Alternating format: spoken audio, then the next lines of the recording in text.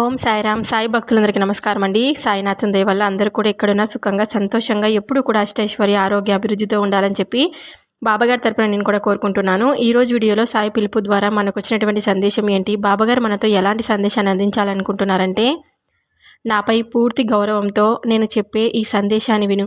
ఇక్కడున్న హనుమంతుని తాకి ఈ మంత్రం 3 సార్లు చెప్పుకుంటే చాలు, నీకు ఎటువంటి కష్టాలున్నా ఆ హనుమంతుని దయ వల్ల అన్నీ కూడా తొలగిపోతాయని మనకైతే బాబాగారు ఈరోజు ఈ సందేశం ద్వారా మనతో కొన్ని విషయాలైతే చెప్పాలనుకుంటున్నారనమాట. బాబాగారు చెప్పినటువంటి ఈ సందేశంలో ఎలాంటి అర్థం ఉంది, బాబాగారు ఎలాంటి సందేశాన్ని అందించాలనుకుంటున్నారనేది మనం ఆయన మాటల ద్వారానే తెలుసుకుందాం. వీడియో స్టార్ట్ చేసే ముందు ప్రతి ఒక్కరికి ఒక చిన్న రిక్వెస్ట్ అండి. ఈ సందేశం కనుక మీ అందరికీ నచ్చినట్లయితే తప్పకుండా మన వీడియోకి ఒక లైక్ చేసి మరికొంతమందికి షేర్ చేయండి. కొత్తగా మన ఛానల్ని ఎవరైనా చూస్తుంటే కనుక సబ్స్క్రైబ్ చేసుకొని కొంచెం సపోర్ట్ చేయండి ఫ్రెండ్స్.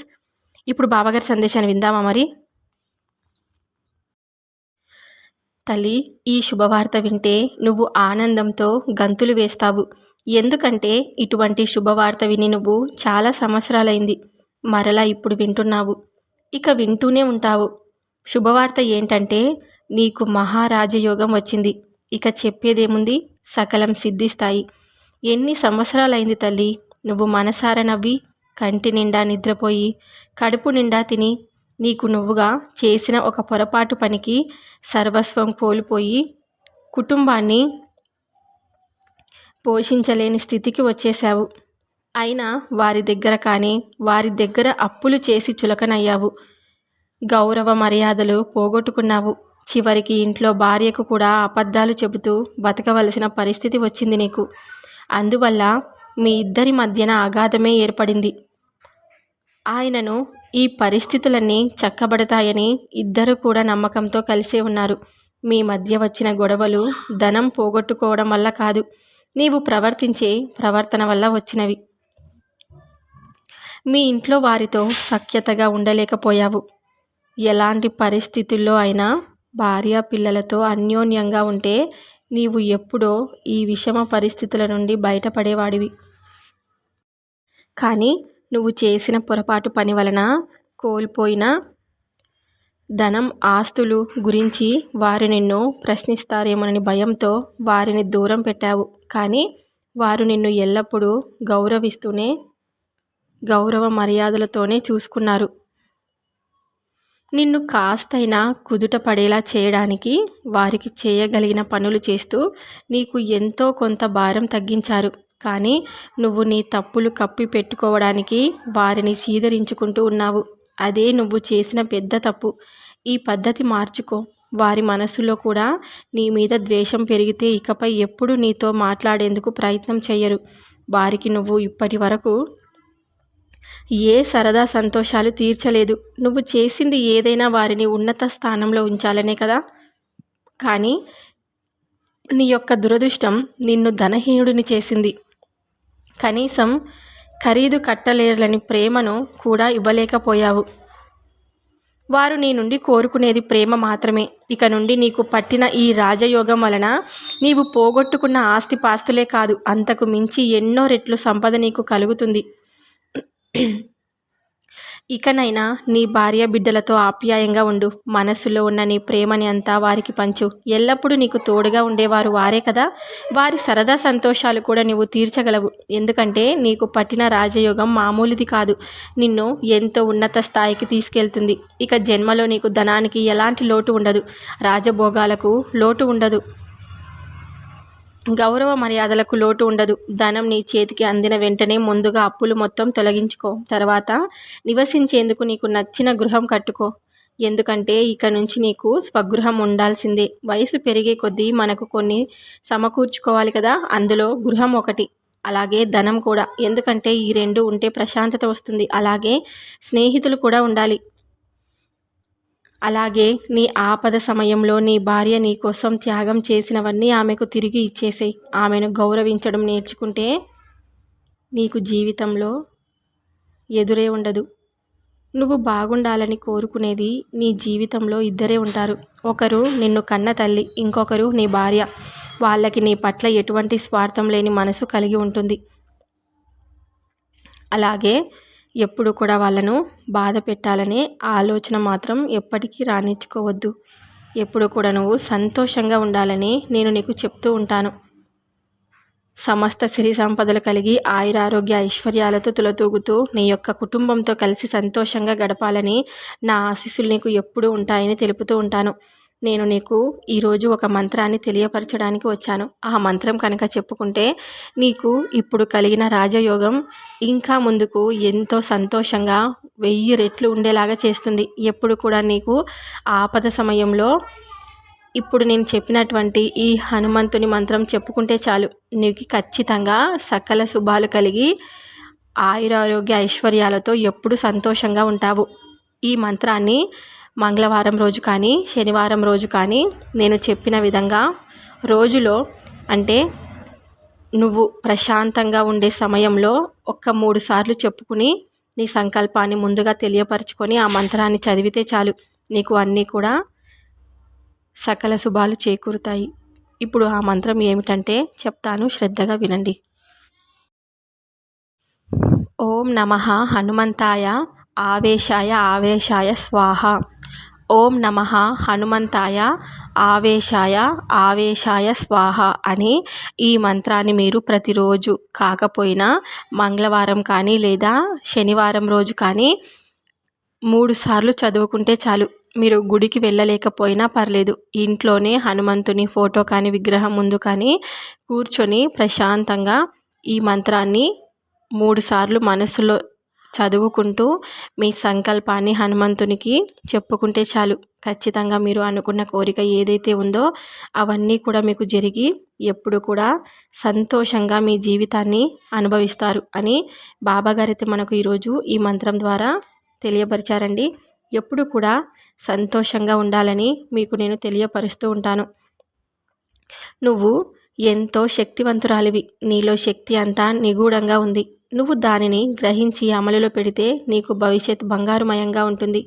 ఎప్పుడు కూడా ఎవరో వచ్చి నీకు సలహాలు ఇస్తారని, నీలో ఉన్న శక్తిని నీకే పరిచయం చేస్తారని ఆశించకూడదు.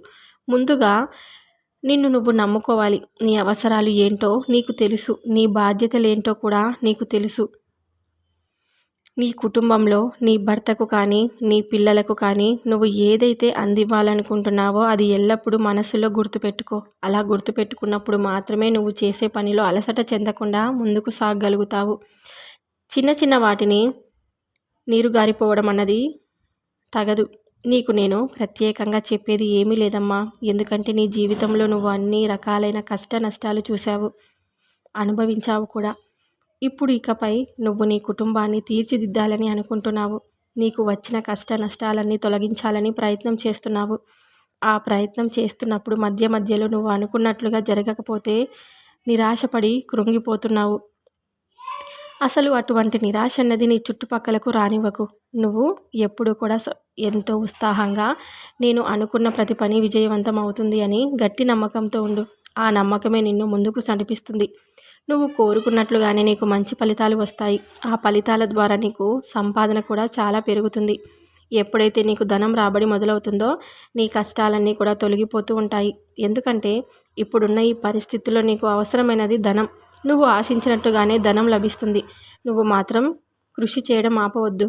ఏమీ లాభం లేదు, ఎందుకు ఈ పని అని ఎప్పుడు అనుకోవద్దు. నువ్వు చేస్తున్న పని నీకు రాబడి తెస్తూనే ఉంటుంది. అది చిన్న పనైనా సరే పెద్ద పనైనా సరే నువ్వు ఆలోచించకుండా ముందుకు సాగుతూ నీ పనిపై మంచిగా ధ్యాస పెట్టి ఆ పనిని సక్రమంగా చేసుకుంటే నువ్వు లాభాల బాట పడతావు. ఒకసారి ప్రారంభించడమే కాస్త ఆలస్యం కావచ్చు, కానీ ధనం రావడం అన్నది ప్రారంభమైతే ఇక ఆపడం అన్నది ఎవరి తరం కాదు. నువ్వు నిర్లక్ష్యం చేయకుండా నీ పనిని శ్రద్ధాశక్తులతో ఎప్పుడూ కూడా చేసుకో. ఖచ్చితంగా నీకు కష్టానికి తగిన ప్రతిఫలం ఎప్పుడు వస్తుందని రుజువు అవుతుంది. నీకు అంతా మంచి జరగాలని నీలో ఉన్న శక్తిని నువ్వు గ్రహించి నువ్వు చేసే పనిపై ఇంకాస్త శ్రద్ధాశక్తులు పెట్టాలని నా ఆశీస్సులు నీకు ఎప్పటికీ ఉంటాయని తెలియపరుస్తూ ఉంటాను. ఎప్పుడు కూడా బాధపడుతూ ఆ పనిని చేయలేకపోతున్నాను అని ఎప్పుడు కూడా నువ్వు బాధపడకుండా సంతోషంగా నీ జీవితాన్ని గడపాలి. అందుకే ముందుగానే చెప్తున్నాను, నేను చెప్పినటువంటి ఈ మంత్రాన్ని నువ్వు ఎప్పుడు కూడా పఠిస్తూ ఉంటే కనుక నీకు అంతా మంచి జరుగుతుంది. నా ఆశీస్సులు మీ అందరికీ ఎన్నో సమస్యలతో సతమతం అవుతూ ఉంటారు.